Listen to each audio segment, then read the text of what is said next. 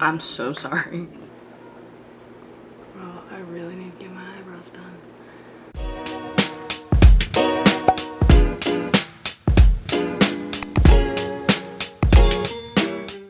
What's up guys, welcome to my channel. If you have no idea who I am, my name is Kristen. I am a 20-year-old college student who is clearly sweating.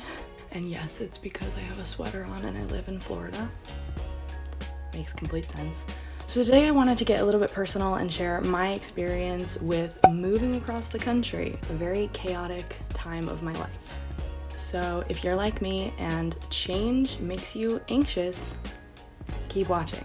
So the reason I'm posting this video is because if I can help just one person that is about to move across the country or experience any kind of big change in their life, that'd be great. I love just sharing my experience so that I can help someone in the way that I would have wanted someone to give me advice before I packed up my entire childhood home and moved across the country.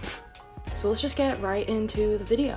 And also, if you like what you see, you like college and lifestyle videos, don't forget to subscribe to this channel. All right. Let's get going. So back my freshman year of college in the winter in Connecticut, while it was snowing, my mom calls me up and she's like, "Hey Kristen, how would you feel about moving to Florida?" Except the conversation went a little bit more like, "Hey Kristen, how would you feel about moving to Florida?" Because yes, I am from New Jersey and sometimes my Jersey accent slips out. Anyways, she called me up and as I was walking to class in the snow and heard the word Florida and beach, I was like, yeah. 18-year-old me was like, let's go live by the beach. Serves up. But obviously a move that big is a lot more intense and has a lot more moving parts to it than it seems. There's a lot that goes into packing up an entire house that you've lived in for pretty much your entire life. And the reason we moved is because my dad had a job opportunity, but obviously my parents weren't going to pick up our entire lives and completely move it if we weren't okay with it. So my mom was calling to get the green light from me that I would be okay with it. And like I said, my initial reaction was like, yeah, but of course we need to sell the house, we need to find a new house. That includes packing up everything, saying goodbye to people who I've known almost my entire life, basically saying goodbye to everything familiar, which I didn't realize was going to be such a big deal because I was 18 years old and I really just had no idea what was kind of in store for me. So after my finals, my freshman year, I flew down to Florida with my dad. There was just a loud bang. My dad and I flew down to Florida, we started touring houses. It was gorgeous down here, but I remember getting this like nagging feeling that this didn't feel like home because it didn't. There was no reason why it should. That summer of 2018, we spent the entire summer packing. We had an estate sale, which if you don't know what that is, I do not recommend it. It's basically like a hardcore garage sale, but people can go into your house and buy whatever. They do it for people that die, so I don't know why we decided to do it, but I guess some people that have to pack up and move across the country will do it because we weren't going to be able to fit everything into the moving truck and also into our newer house. We were having problems selling my house. We had tried to move before, and because of the housing market, we could not find anyone to buy our house. But miraculously, we sold our house after upgrading the entire thing. Literally, it went from like 0 to 100. And after an entire summer of goodbyes and packing and selling things and traumatic, we moved. So the day of the move came, and let me just say it was chaotic to say the least. We had all of our friends and family there, moving our entire house out. We needed to take a plane to our new house, which is not something I'd ever experienced. I also had my dog that needed to come on the plane with us, so here's a picture of us trying to bring him to Florida. And it was a really tiring day. It was emotional to see the house completely empty. Here's a video of me and my sister with no dining table. Basically, I knew that we weren't going to be seeing a lot of people that were there that day for a good long time. So we got to the airport. Our moving truck was supposed to drive across the country and get to Florida. So by the time we got to Florida, we actually stayed in Vero Beach, which is a really pretty town, beach town. We just stayed in a hotel for a few nights, basically having no home. By the time the moving trucks got there and our cars had gotten down, so we had to ship our cars down, we were into our new house, and this is what it looks like. We started the move-in process. To be honest, it's been 2 years since we've been here, and I just finished unpacking during quarantine because it was all I had to do, and I've been busy at college, so good job, Kristen. But basically, it was a very, very stressful, chaotic day. I slept on a mattress for a good few nights. I didn't have any furniture for a good while. That's why my bedroom is still kind of like a work in progress, because it still has been since that day. Procrastination. But in reality, I was so high on adrenaline that the day went by so fast, and in itself, we were so focused on, wow, we're going to our new house, that I really wasn't that upset about leaving my old house. I was very excited to see the new house. We were very much like, yes, beach, we're gonna go see the sea turtles, because there's a sea turtle aquarium.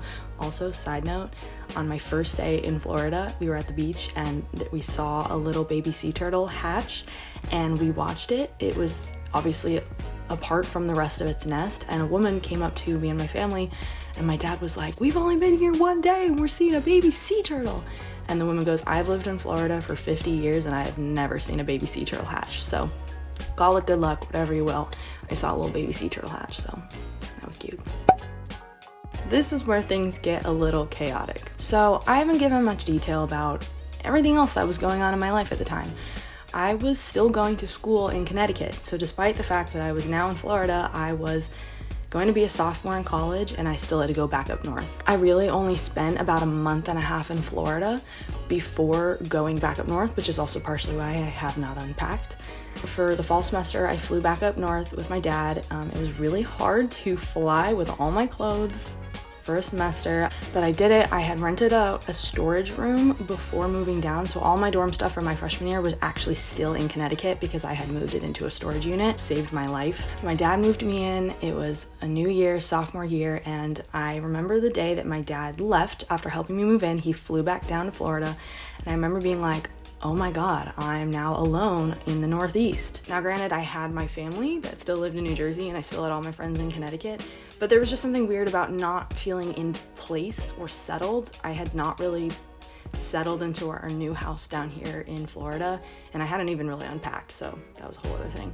I was just very unsettled, and at the time, before I went back to Connecticut, I had applied to Florida colleges thinking, I'm gonna get that in-state tuition now, might as well apply. So in my head, I was kind of thinking, no, Florida will be my new home, I have to leave, and now I feel like this semester in Connecticut is wasted. But I had a very interesting turn of events. I started dating someone. It was a pretty serious relationship. Helped make the move a little bit smoother, a little bit easier on my anxiety. But basically what ended up happening was I transferred to a Florida school halfway through my sophomore year. So starting in January of 2019. So that was basically a full move for me. And by that point, the change started catching up to me. I had settled into a new Florida school in a brand new apartment, didn't know my roommates, didn't know anyone at the school. I had never lived in an apartment or cooked for myself, was very used to dining hall food. And now I was living in this foreign state, knowing absolutely no one. And it all just hit me that I had moved from my childhood home. I had transferred from a school that I loved. I was going through a breakup then at that time. It was a rough time with a lot of anxiety. I think that that's where a lot of my anxiety has started or where it worsened. I had always had anxiety my whole life, but that's kind of the turning point for me where it really hit me and all the change caught up to me. And so I totally get anxiety about change because been there, done that. Only now do I really feel comfortable in Florida. It took me about, I'd say, a year to get settled, but don't let that fool you or scare you, because I have 3 extremely important takeaways from this entire ordeal that have changed me for the better, like the absolute better. And so these are my 3 takeaways that hopefully you can take into any situation in your life, any kind of big change. This is what you need to hear right now, okay? Get a pen and paper. We're writing this down, okay? Okay, my foot fell asleep because I'm sitting like an idiot, so I cannot feel my foot. Takeaway number 1, nothing good ever comes from being inside your comfort zone. Let me say this louder for the people in the back. The times in my life that I have grown have been when I was uncomfortable. Now, okay, that can be taken out of context. If you are always feeling comfortable and safe, you're not gonna be pushing yourself to the limits that you can go to, and so you're never gonna grow. If I had not moved everything, I wouldn't have been able to transfer. I wouldn't be where I am today, making moves for my career that are extremely important. I would not have studied abroad because I would have been afraid of living in a foreign place and adapting to change. I really would not be the person that I am today had I stayed in New Jersey and Connecticut. And let me tell you, I feel way more open-minded now, way more open to change.